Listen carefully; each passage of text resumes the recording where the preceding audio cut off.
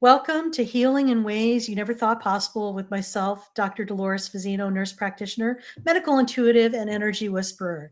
I'm very excited today because we are continuing with our Miraculous healing series, and where we're interviewing different people who've had amazing healing stories, whether it is from a physical, mental, emotional, and or dimensional and spiritual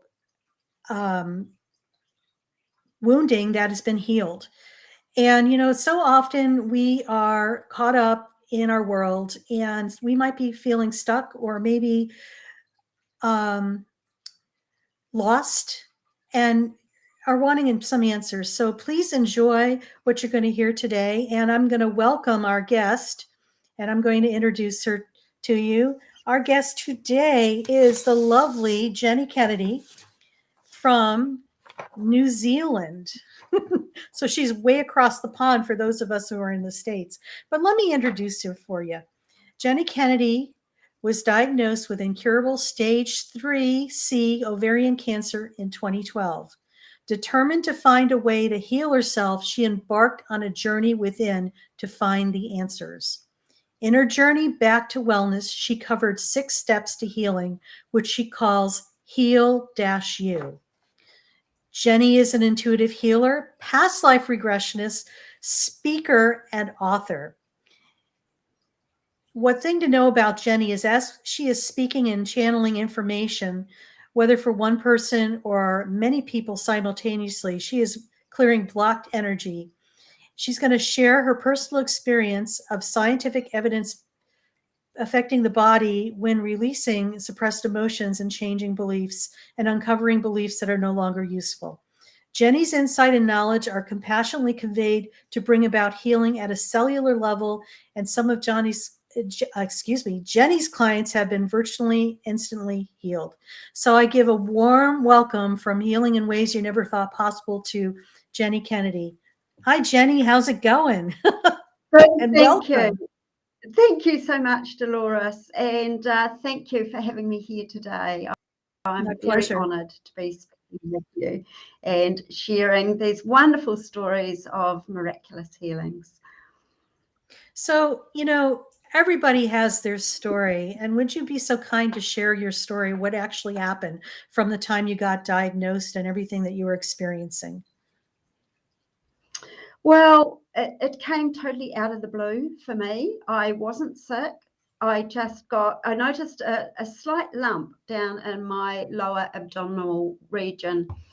And so I made an appointment to go and see the doctor. And the first alarm bells, I suppose, were when her reaction, when she felt that lump, she actually went rushing out of the room and said, "Just a minute, I've got to go and set some wheels in motion."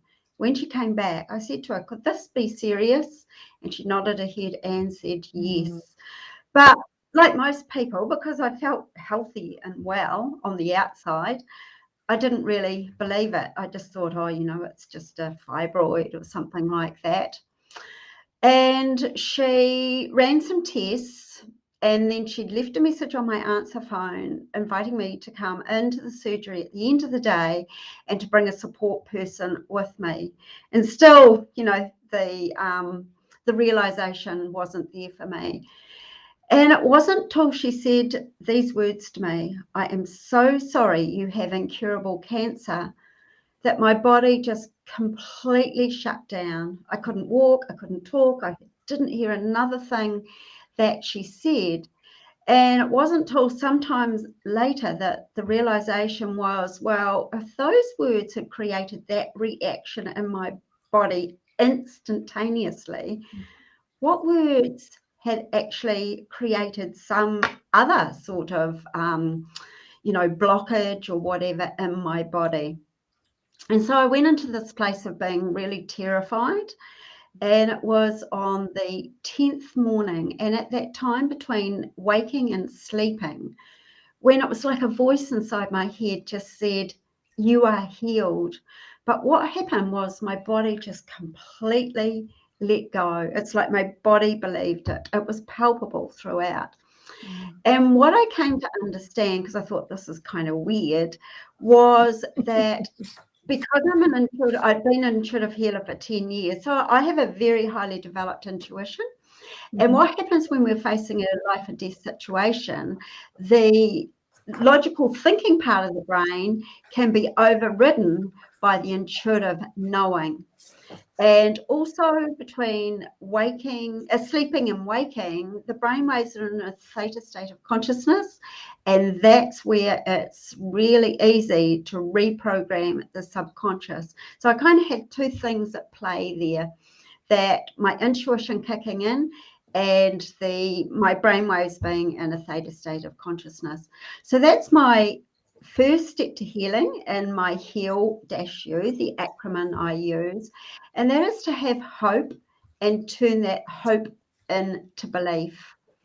And so then the word got around in my town, and one of my friends came to visit me and said to me, "Oh, I know someone who's just been diagnosed with what you've been diagnosed. And she's had her first chemo, but she died." And immediately you can imagine my reaction when I heard those words. Yeah. But she did me a big favour, because from then on I decided to only surround myself with people who believed that I could heal. So that's the E in the HEAL-U. Surround yourself with people who will encourage you and support you. And so now I had this belief, but I still didn't know what I was going to do next. So I went into meditation, and I was actually taken straight into the tumour, and it spoke to me, and it said, "Well, you look good, you feel good, Jenny," because I did.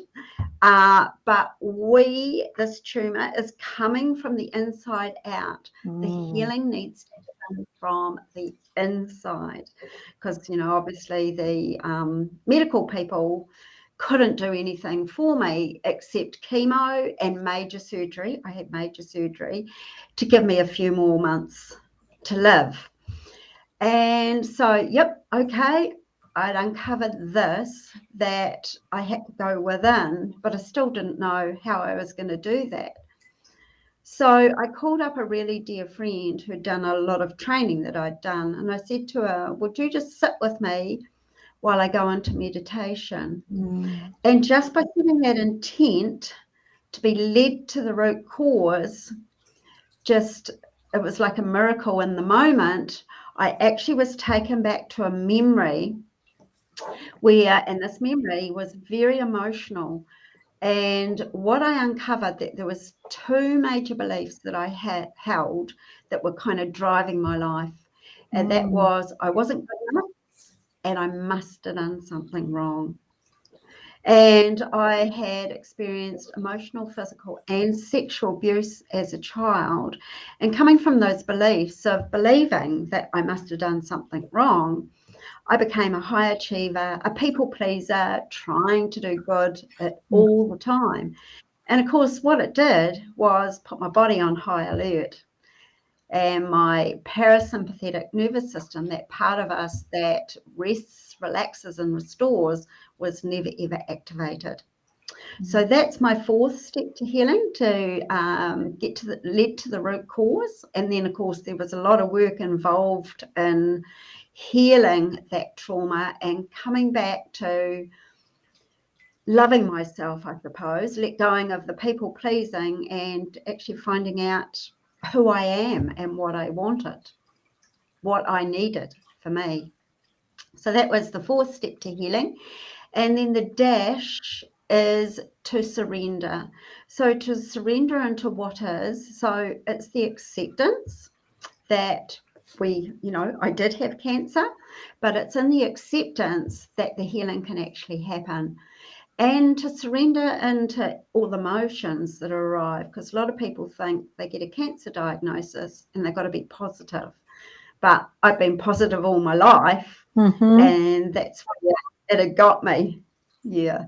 No, that's very true, because you could sometimes the positivity is a filter that goes over the things that you're trying to cover up, and you never really get to that and dealing with that. So thank you for bringing that up. Continue on. I'm sorry I interjected there.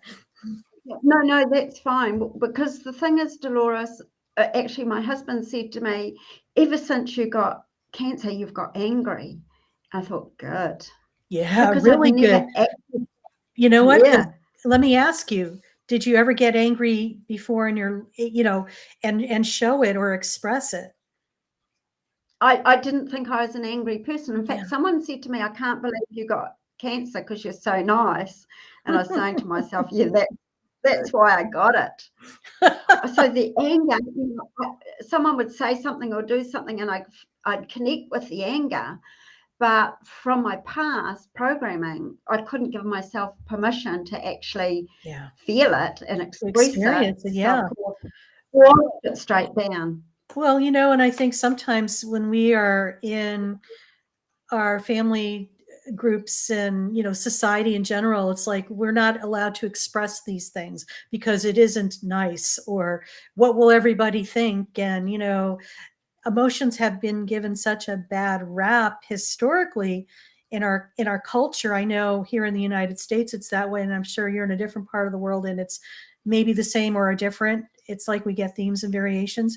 But the point I'm making is that everybody has been told that, being emotional is, especially angry, is a bad thing. And, I have to remind people sometimes it's just emotions, they're expressions. We label them good or bad. They're all just, experiences. So it's so important. I agree with you to experience your emotions, no matter what we label them as good, bad, or indifferent. That's exactly right. And the thing is, say for anger, for example, what a healthy way is to actually recognize that we're feeling angry, but then what are we going to do about it? And that's where we find our power and speak our truth about it. So a lot of people think anger is when they're yelling and screaming, or, I get angry and then I punch someone. That's not a healthy way to deal with anger. And so many of us aren't taught how to actually deal with anger. So anger, Totally as you agree. say, there's no good or bad emotions. Yeah. So that was a big learning for me, is to connect with the body, feel the emotion in the body. So I am feeling angry. Someone's crossing my boundaries. I'm saying yes, but really I want to say no. And then once we've felt it in the body, then coming up and expressing it. What do I need to do about this anger in a loving way? But at the beginning, when I first accessed that anger, which the cancer diagnosis allowed me to do, I was a bit over the top, and my poor old husband, he obviously wore it because he's the closest to me. But it wasn't until I started to, get the skills to actually stay in my power and express in a loving way what was, why I was feeling that anger. Yeah. I'm sorry. I said, what a beautiful story. And just a reminder how important it is to be in touch with your physical body and listen to it. Because it really has everything we need. And, kudos to you for embracing that and moving forward with that. There was a book I read by Dr. Candice Pert, Molecules of Emotion. And what she wrote about, she's a cellular biologist, and what she wrote about was that every time we have a suppressed emotion, so that's every time we're aware of emotion, but we don't do anything about it, it is physically stored in our cells. So over time, there is a propensity for disease to develop where that emotion's stored. And I thought to myself, well, that makes total sense, because I got ovarian cancer. And of course, our ovaries is where we create life. Well, I hadn't been able to create a life for myself because I was such a people pleaser. Just put everybody else needs before myself. So that was a big aha moment. And another big aha moment I had when I was reading the book Biology of Belief by Dr. Bruce Lipton, who's another wonderful cellular biologist. And he said, or what he uncovered in his laboratory was, it is the perception of the environment that controls the cell. Well, in human terms, perception is the belief. So it's what we believe actually controls our cells. So the minute I had that epiphany that I was healed was the minute my body actually shifted into healing mode and my cells started to believe that. So that, those two books were really valuable in my healing. And the last step to my healing, the U, was to unleash your plan. So for me, I had major surgery. I had a third of the chemotherapy that was recommended just to give me a few more months to live till my intuition had told me I'd had enough. I did Qigong, I did yoga, I walked in nature, I danced, I surrounded myself with positive people. But some of that, because I was really, really ill. So the Qigong, I was just using my visualization skills. I was just lying down and visualizing doing it. So, it wasn't like I was well enough to do these things all the time. But the mind is so powerful when we imagine it. It's Absolutely. Like Absolutely. Yeah. Wow. Yeah. And so, they were, said I had no evidence of disease after 6 months. And I was living in a different part of New Zealand at the time, and I shifted to the North Island. I was in the South Island, so I had to change my medical team. And I went to a new gynecologist because I'd chosen not to have any more blood tests because they said all they could do is give me more chemo, and I wasn't going to have any more chemo. Yeah. And the new gynecologist said to me, "Oh, we need to get some more blood tests." And I said, "Oh, I thought it would have been written in my notes. I don't want any more blood tests." And he overrode me and said, No, we need to get some more blood tests. And I said, "I don't want any." He said, "No, I need to know where you're at." I was fuming because he hadn't taken no for an answer. Yeah. And so he was triggering my old, that old pattern that no doesn't mean no. And of course, that sat in my body. So defiantly, I thought, I'm going to show you. I'm going to go and get blood tests and show you that I'm okay. But that wasn't the truth. My blood cancer markers had shot right back up. And they said to me, you're going to have to go and see your oncologist and start chemotherapy straight away. And I said, give me 3 months. So I went away and did more healing, how I had still allowed that doctor to trigger me. Because he could have just said, you need more blood results. And I go, no, thanks. And it didn't worry me. But because I allowed him to trigger that unhealed part of me and got angry, and in 3 months' time, my cancer markers had dropped right back down. So it gave me medical evidence of suppressing emotions. Sure. It does. Oh, and that's absolutely, you're spot on with that too, because, and what a gift that was for you to see that, okay, this is, I'm being triggered, and recognizing it and how you could shift that and change that to something else. So very powerful. Jenny, thank you so much for sharing your story. We're kind of coming up to the top of the ending of our segment, but how can our audience get in touch with you? I have your